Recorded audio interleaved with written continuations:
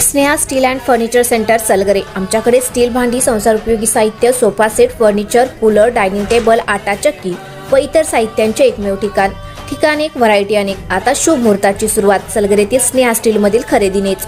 वाजवी दर, सजवा फर्निचरने तुमचे घर। सर्व साहित्यावर बजाज फायनान्सची खास सोय उपलब्ध। स्टील भांड्यांना 5 वर्षे गॅरंटी, तर फर्निचर साहित्यास किडवाळीपासून लाईफ टाइम वॉरंटी। खात्रीशीर खरेदीसाठी मिरज पूर्व भागातील एकमेव ठिकाण Sneha steel and furniture centre Salgare. आमचा पत्ता रवींद्र वस्त्रनिकेतन शेजारी सलगरे। संपर्क 90 96 25 91 38। प्रत्येक बातमीतील घटनेच्या वास्तविकतेची तुलना थेट पाहत रहा चांगली अपडेट। विटा नगरपालिकेवर एकनाथ शिंदे यांच्या नेतृत्वाखालील शिवसेनेचा भगवा झेंडा फडकवल्यानंतर या विजयाची पडसाद आता संपूर्ण सांगली जिल्ह्याच्या राजकारणात उमटू लागली आहे। विशेषतः सांगली महानगरपालिकेच्या आगामी निवडणुकांच्या पार्श्वभूमीवर शिवसेनेच्या अंतर्गत हालचालींना वेग आला असून या सगळ्यात मोहन वनखंडे हे नाव पुन्हा एकदा केंद्रस्थानी येताना दिसत आहे।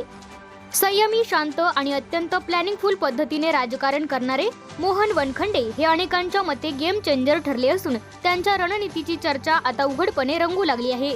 विधानसभा निवडणूक काही अपरिहार्य कारणामुळे लढता आली नसली तरी मोहन वनखंडे यांनी आपल्या कार्यातून आणि संघटन कौशल्यातून स्वतःचं अस्तित्व सातत्याने सिद्ध केलं आहे।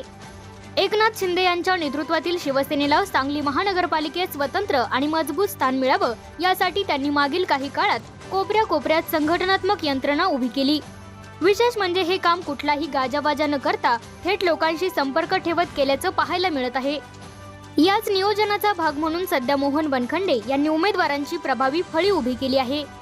प्रभाग क्रमांक 3 अनुसूचित जाती गटातून त्यांचे सुपुत्र सागर वनखंडे, तर प्रभाग क्रमांक 2 अनुसूचित जाती महिला गटातून त्यांच्या पत्नी अनिता वनखंडे निवडणुकीच्या रिंगणात उतरले आहेत।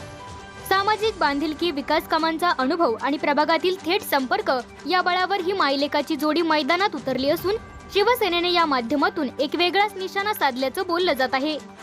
गेल्या अनेक वर्षांपासून वनखंडे कुटुंब प्रभागातील रस्ते, पाणी पुरवठा, ड्रेनेज, घरकुल योजना, समाज भवन, आरोग्य सुविधा तसेच वंचित घटकांसाठीच्या शासकीय योजनांचा लाभ पोहोचवण्यासाठी सातत्याने सक्रिय राहिले आहे। या विकास कामांमुळे सध्या मिरज परिसरातील या प्रभागांमध्ये सर्वाधिक जनतेपर्यंत पोहोचलेला प्रचार टप्पा वनखंडे कुटुंबाने गाठला आहे असं चित्र दिसत आहे।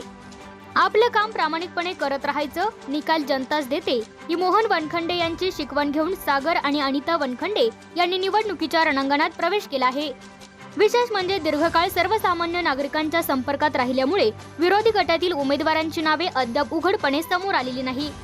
नावांच्या चर्चा जरी सुरू असल्या तरी मीच लढणार अशी ठाम भूमिका कुणीही जाहीर न केल्याने वनखंडे यांनी उभारलेल्या रणनीतीच्या चक्रव्यूहाची चर्चा राजकीय वर्तुळात चांगलीच रंगत आहे।